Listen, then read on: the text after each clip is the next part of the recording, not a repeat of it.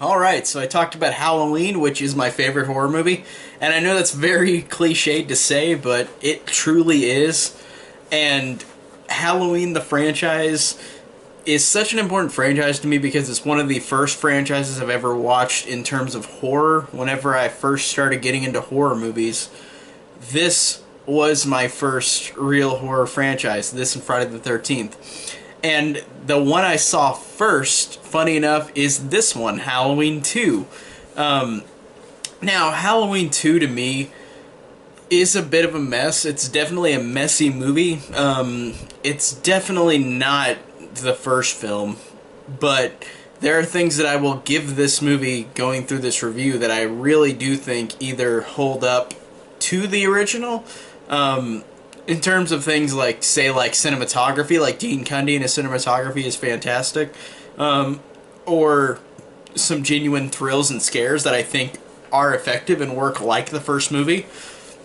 And this movie itself, as a sequel, I love the fact that this came out 3 years after the first film, and it starts the moment the last one left off. And I think that that really makes this movie have more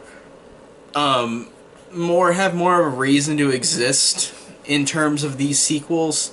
Even though, of course, none of the sequels have really a warrant to exist, and you can ask John Carpenter, who wrote this movie but had trouble writing it, not wanting to do the same movie again, and that's what franchises do. They do typically the same kind of movie again.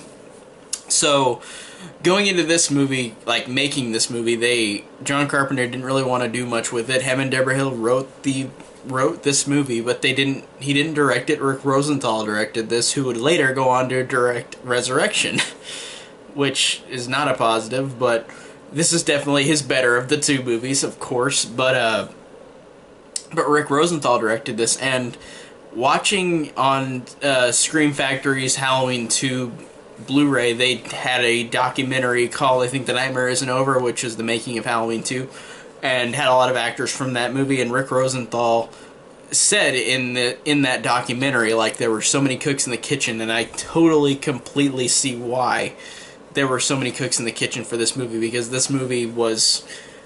I could see why this movie fails in terms of being way weaker to the first one, because of so many people demanding what they wanted their say in this movie.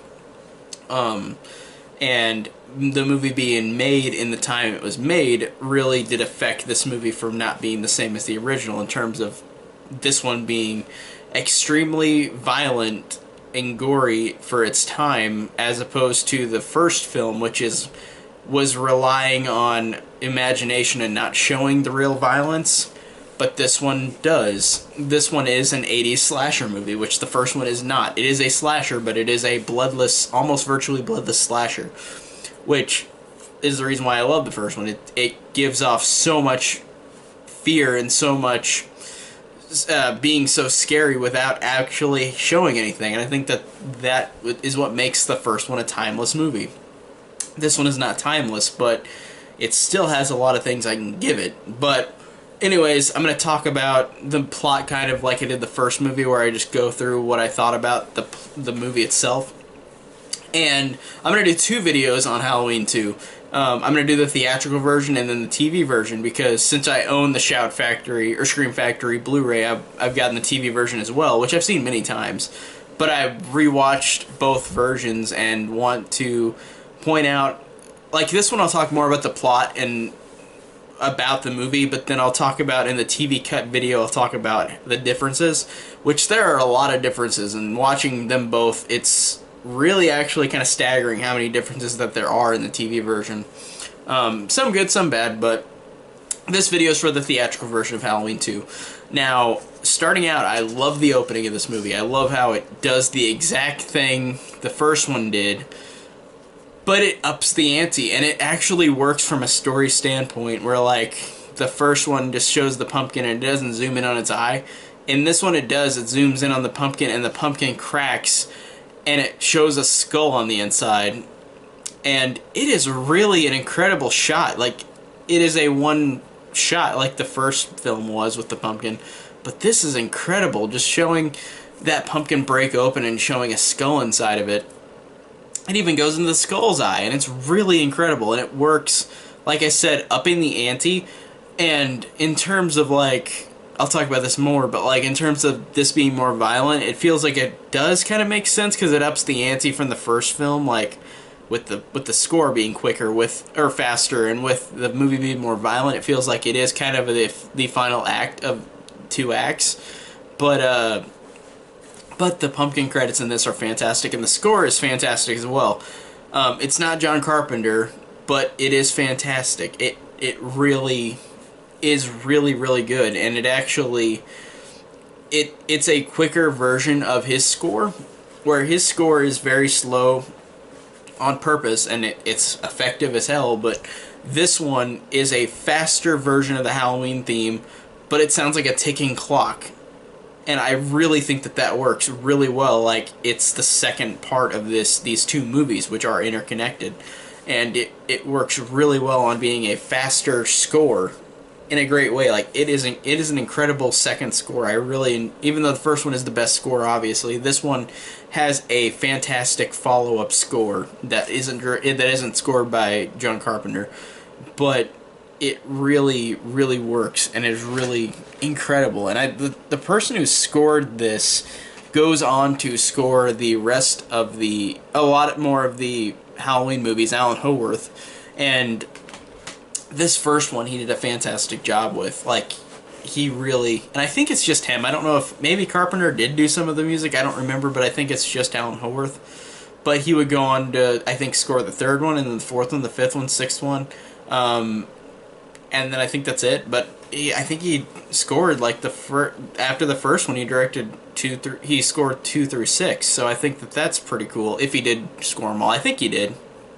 But he is really, this is a great composer. Like, he is a great replacement for Carpenter. Like, and Carpenter, I think, even negotiated with this guy to do this score. Like, so I think that's cool that he basically was giving Carpenter the blessing to do this.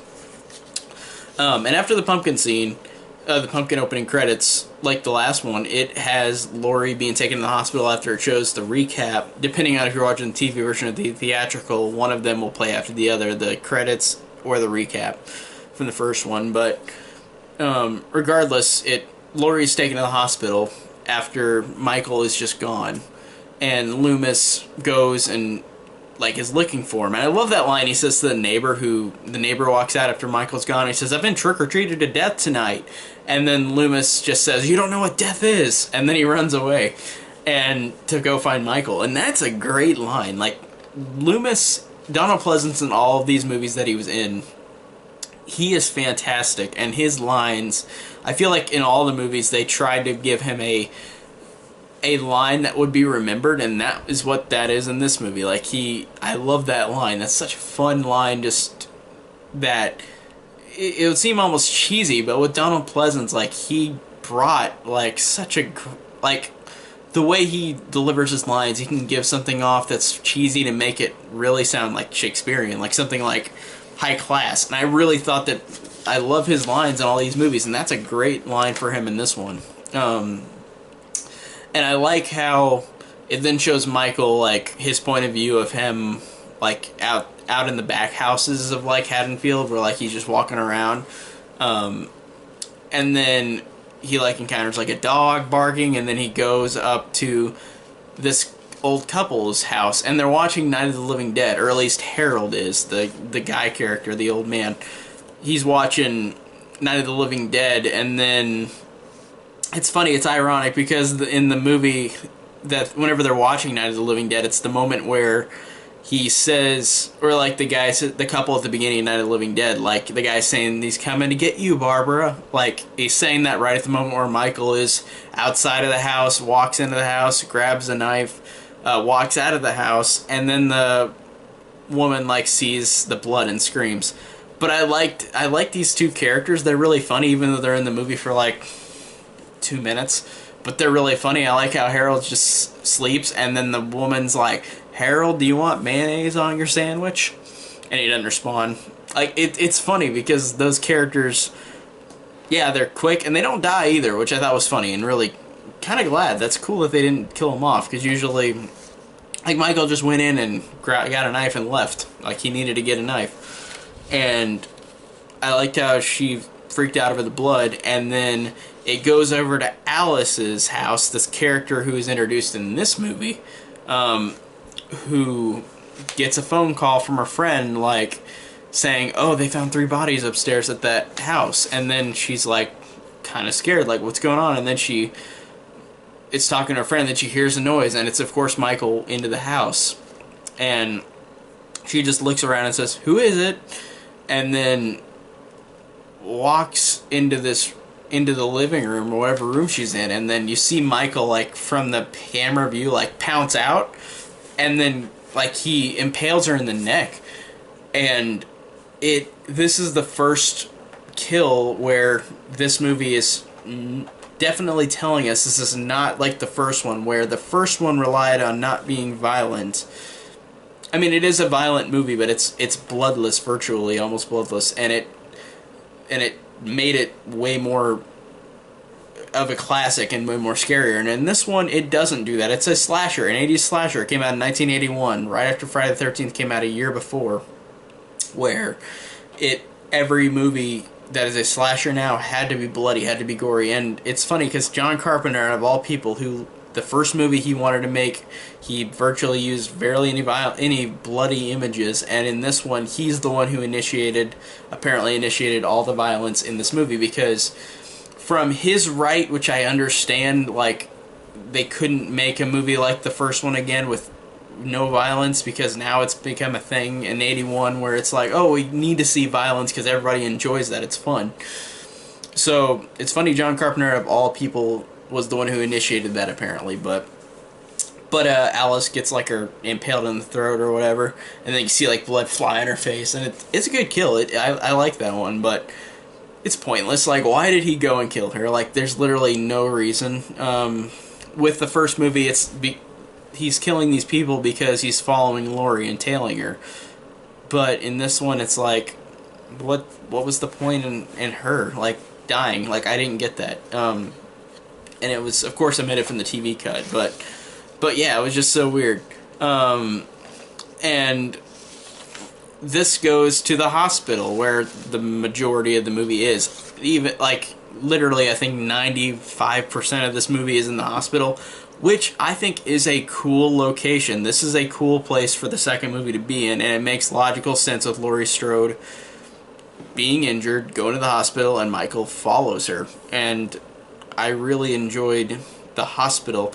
And I liked the fact that this movie was apparently supposed to be set in an apartment high-rise building, but they decided to go to the hospital instead, which I would have wanted to see what that would have been like with the hospital, or I mean with the, instead of the hospital, with the high-rise. That would have been interesting, because it's not, like, this one is definitely a cool location, but it would be interesting to see what the other one was.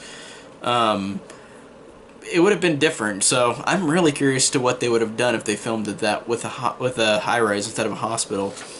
But we get to the hospital, and of course Laurie Strode is sedated. And this is where the biggest problem for me with this movie is. And I know Laurie Strode is not in every scene in the first movie, but in this movie she's sparingly used. This movie, of course, like I said, came out in 81. This movie was trying to be written to where it's got a lot of people who are just there to be killed. And in the first movie there were like 5 or 6 characters, and they literally spend time with all of them. And I guess they spend time with these characters before they get killed, but they're not as interesting. All these characters at the hospital, some of them are fun, like Bud. Like, Bud's a funny character, but they, for the most part, are, it's like, why don't you get more with Laurie Strode? Like, I understand logically she's supposed to be sedated and knocked out because she just got injured, but you could have had more of her in the movie. And she's in the movie, like, I think it said online, she's in the movie 25 minutes worth out of this hour-and-a-half movie, which kind of seems like an insult, because of course it's Jamie Lee Curtis. Of course I want to see more of her. I want to see more of her character. But it's not like a giant insult. It's just like, oh, you could have used her more. But like the first movie, the last act is fully her, so that makes it all worthwhile. It's just a complaint that she's not in it more besides the last act. I mean, of course she's in the movie and it shows her throughout, but it doesn't show her for long throughout a lot of the time, because it's just Michael going to kill all these people like it's an 80s slasher, and it is. So that's one of my biggest problems, is that she's not in the movie enough for me. But like I said, it makes logical sense that she's sedated and in a hospital bed most of the movie, but it's just kind of lame. And I liked how whenever Loomis is outside the with the people interviewing, talking about like the murders, and you see a young Dana Carvey, which I thought was funny. He's the guy who talks to that woman who is talking with the microphone like on TV. Like she talks to him and says like, "Go see if anybody got anything. Go see if anybody knows about what happened." That woman with the short hair. Like, it's Dana Carvey who she's talking to, and you don't see his face straight up. You see, like, side of his face, so it's hard to tell, but in the credits, it says Dana Carvey, so I thought that was hilarious that he was in this movie. And I think it might have been his first, maybe his first movie. His first movie where he had no lines, so I thought that was funny. And then, of course, you get Brackett, who it's weird, because Sheriff Brackett in this movie, I would have thought he would have been in this more. He's in like the first 15 minutes, and then he's gone from the movie. That's another rewrite kind of thing, I feel like, where it's like, why is he not in the movie that much? Like, he's literally in the beginning and he's gone. But again, they do it to where it makes logical sense, because Brackett, Annie died in the last one, his daughter, and then he sees her body, and of course that's funny, Nancy Loomis came back for this one scene for like 2 seconds, but he sees her body and says, "I've got to go tell my wife before somebody else does," and like he's losing it, but then he's gone out of the movie. So it, again, like the Laurie Strode being in bed thing the whole movie, it makes logical sense, but it's like, you could have had him in it more. But he wasn't as much of a miss for me, because he wasn't as important of a character as Laurie Strode was. And then you get another sheriff who is forgettable because he literally has barely any lines. It's just like, it's not the actor's fault. It's just like, oh, the new replacement for Brackett is like, no, nothing really important. But I thought that was just kind of lame. Like, he's gone too out of the movie after 15 minutes. Like, I understand logically he went to go talk to his wife and he probably never left after that. But still, I'm like, that's stupid. Just, why would we even have him in the movie anyways?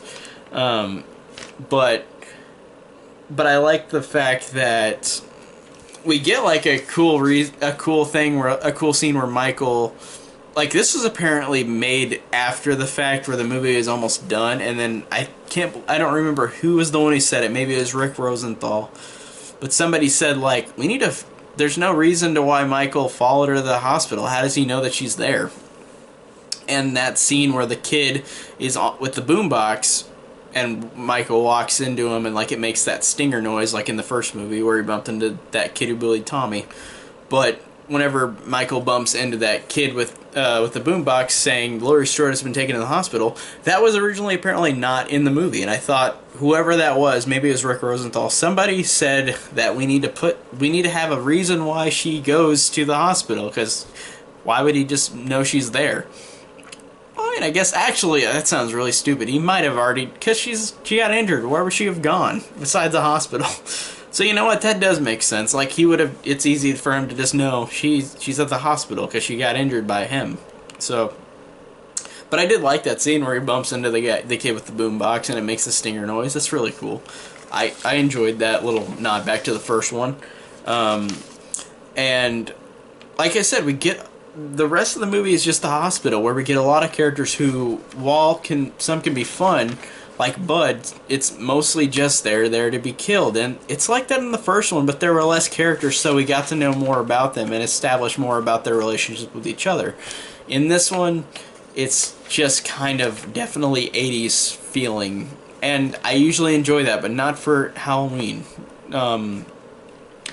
But it's fine. It's not terrible with these people involved in the hospital. It's just, oh, they're there to die, and they literally are. So, I don't know, that bugs me. But but that's definitely why it's not as strong as the first to me. That's one of the biggest reasons why. It's just because it focuses on all these characters there to get killed, but there's so many of them, so it's like you can't focus on Lori much anymore. So that annoys me that she's not in the movie that much. But throughout we still get some really cool creepy shots and creepy POV shots of Michael. This is where I feel like a lot of the strength of this movie is, in which the POV shots and him hiding, him being in the background, like, they work really well in this movie, like the first one. It has a lot of creepy moments. Not as much as the first one, but it has a lot that I feel like it warrants enough to say, oh, these creepy moments work for me in this one. This and the fourth one I think are the best, maybe the sixth one too, are best at being creepy, like, after the first one. But I did like the Jimmy character, though, that Lori is kind of I guess not fall in love. They have like a little like flirtatious like vibe going on. But I like that Jimmy is the one who tells her, like, Michael Myers escaped from the hospital and he was the one who after you. And then I love her reaction, and this shows how great of an actress Jamie Lee Curtis is, but I love her reaction where she just says, "The Myers house? The little boy who killed his sister?" And then he says, like, "Yeah, like, he got out last night. He was chasing you."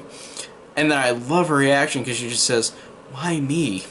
Why me?" And of course you get the reasoning in this movie, but I thought that she's a great actress anyways, but that gave me such, like, that performance, like, that scene alone, like, gave me such a great reasoning for this movie to exist. I really enjoy that, and because it's a fun movie, but I love that scene. And of course, there's some dumb shit in it, like that 80s movies do. And like I said, if it was an 80s slasher, not Halloween, then I would have had more fun with it, like Friday the 13th.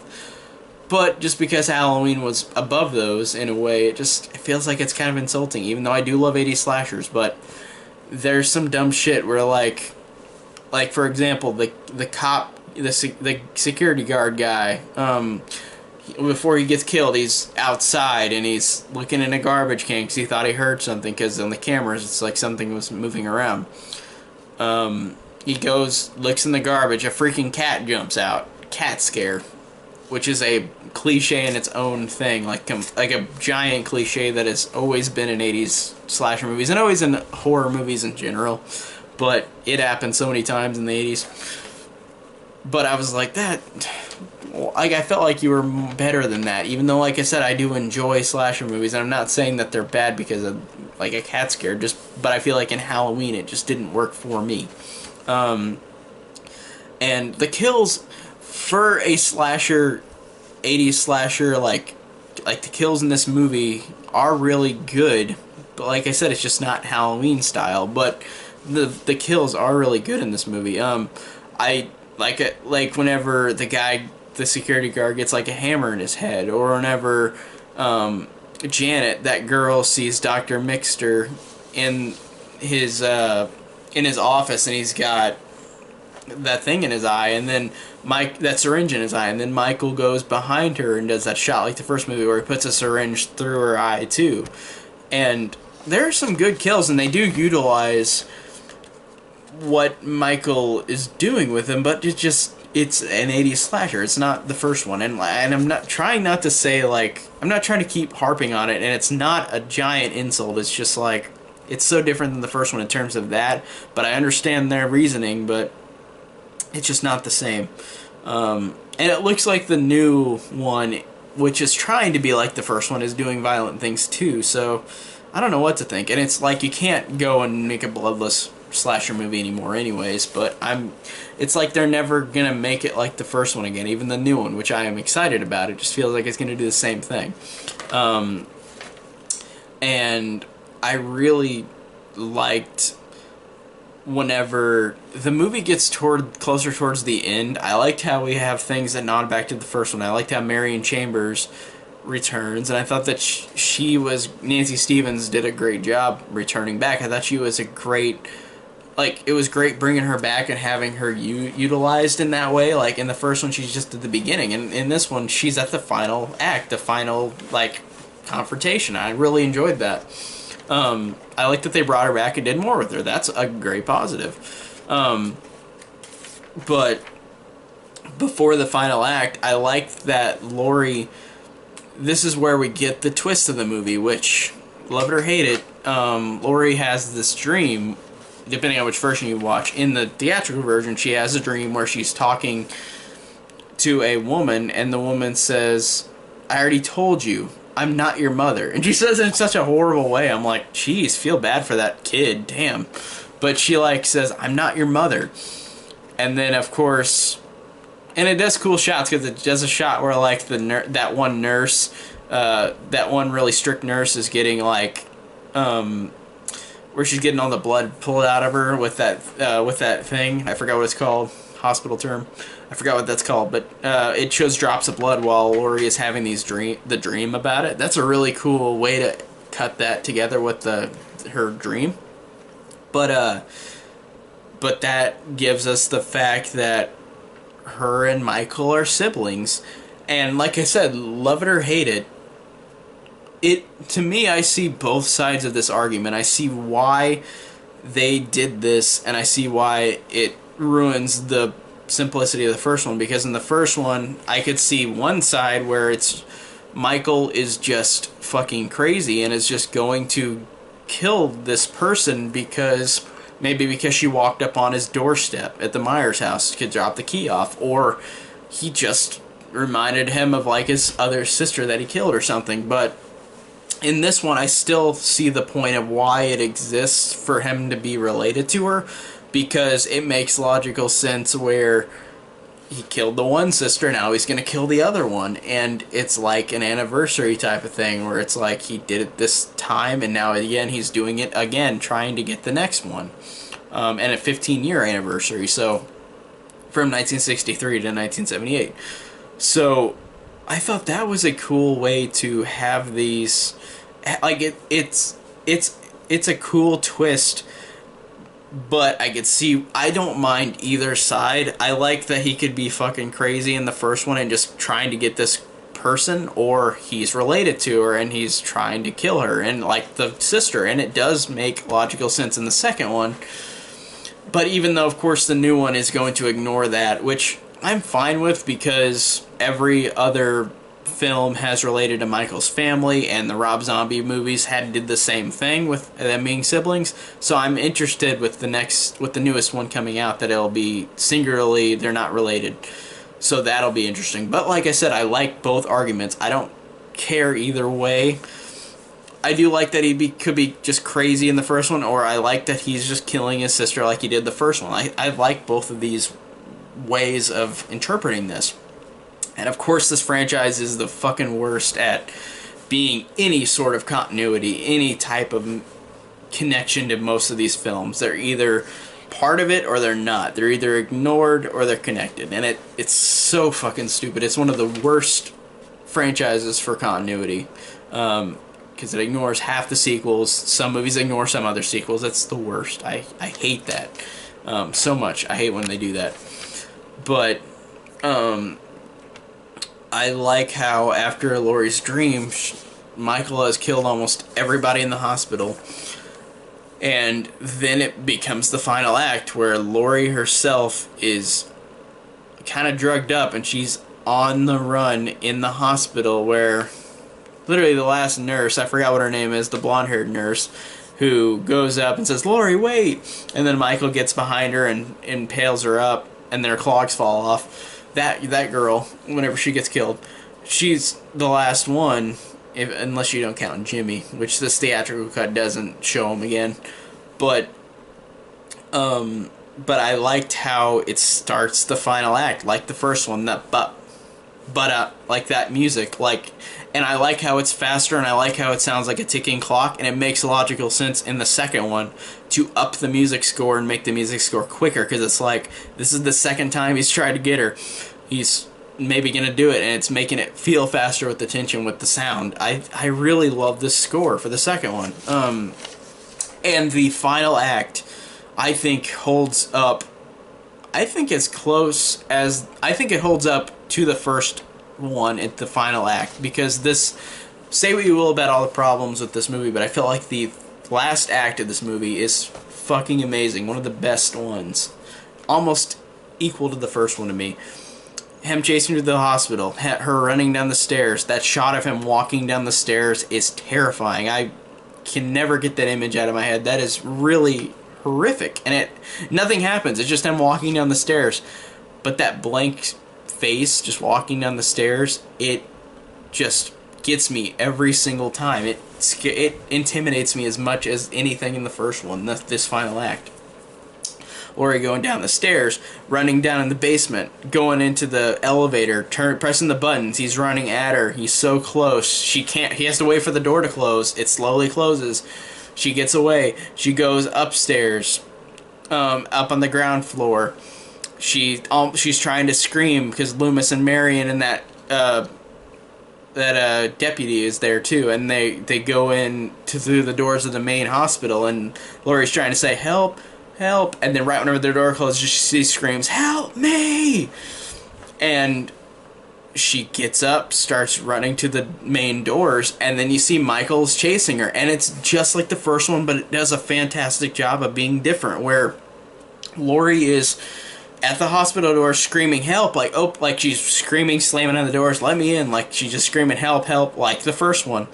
And Michael is just following her from a distance too, and it's shot different, but it still works incredible at the tension. Like, just he's so close to her, so close to getting her, like that scene in the first one where she's trying to get in the house with Tommy and Lindsay, and she's knocking on the door like, help me, come on. Like, I love that scene in the first one and the second one. They both are equal to me in terms of how intimidating, how scary it is, just him following her.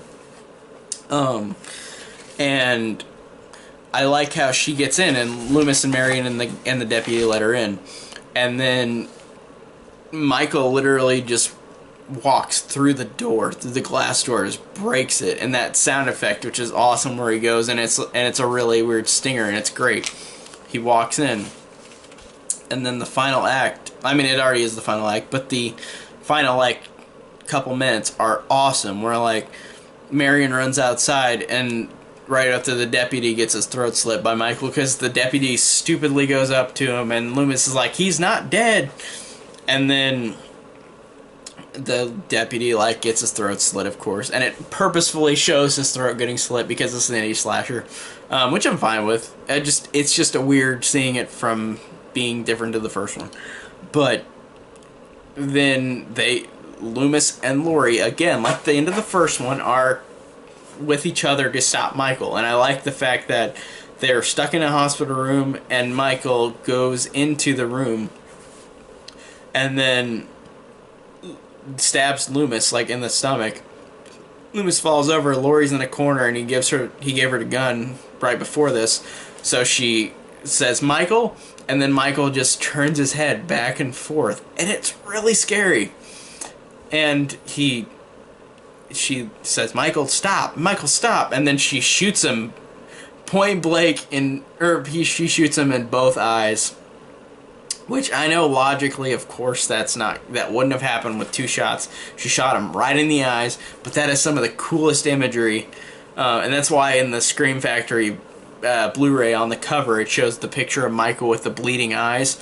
That is fantastic imagery, and it sucks that this movie is ignored in the new one, because there are so many great things about this movie like that. That image of him, like, right when she shoots him, he has his hands right here, and then you just see, like, red, like, go down his face from his eyes. That's incredible. Just incredible imagery, an incredible shot. Then Laurie and Loomis, like, turn on the gas, and then Loomis, like, positions her to get out. She runs out. Loomis gets this lighter that he got from the beginning of the movie, where he kept, which is a funny thing that nobody notices, that, like, at the beginning of the movie, that new sheriff has, like, a lighter, and I think he takes it from him and keeps it, which I thought was a funny touch. And then it was after Ben Tramer got fucking, like, ran in with that van, like, and it blew up, which I thought was a fun scene. Funny to bring Ben Tramer back. or bring him into this. He was just mentioned by name in the first one, but Laurie and in the end of the movie, Laurie and Loomis, like, Laurie leaves, Loomis uses the lighter, blows it up. Laurie is out in the corner of the hospital, like inside.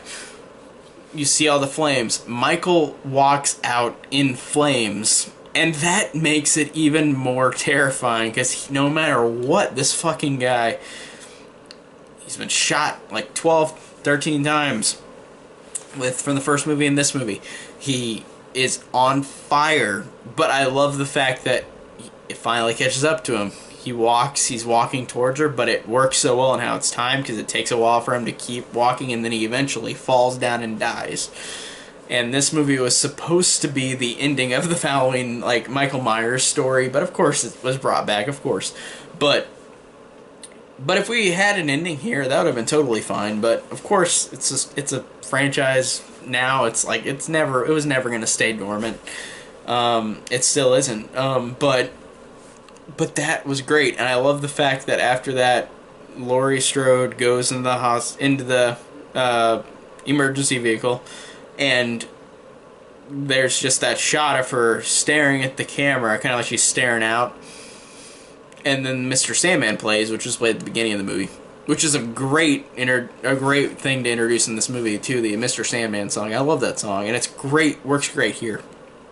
But it plays Mr. Sandman while Laurie's just looking out into space, like she doesn't know what to think, and then you just see Michael just burning, like his head, like his mask, just burning up, and the movie ends, and that just, like, the last act of this movie, I think, holds up as good as the first one. I know people probably don't think that, but I think in terms of the ending, in terms of the final act, like, it felt just like the first one, and it felt just as fantastic.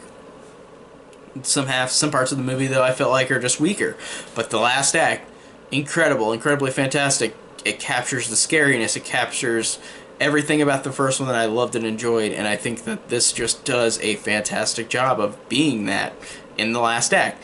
The first two acts are fine, they're okay, it's more of an 80s slasher. It doesn't have characters that live long enough to give much info about, like the first one where there were less characters, and this is more characters, so it was by nature going to not be the same kind of movie, but in terms of the ending, in terms of the last act, in terms of things throughout the movie that I think are fine, things about the movie that I think are okay, it's a fun 80s slasher. It's just not what Halloween is supposed to be, but that's what the franchise was after this, so it was never going to probably be like the first one again.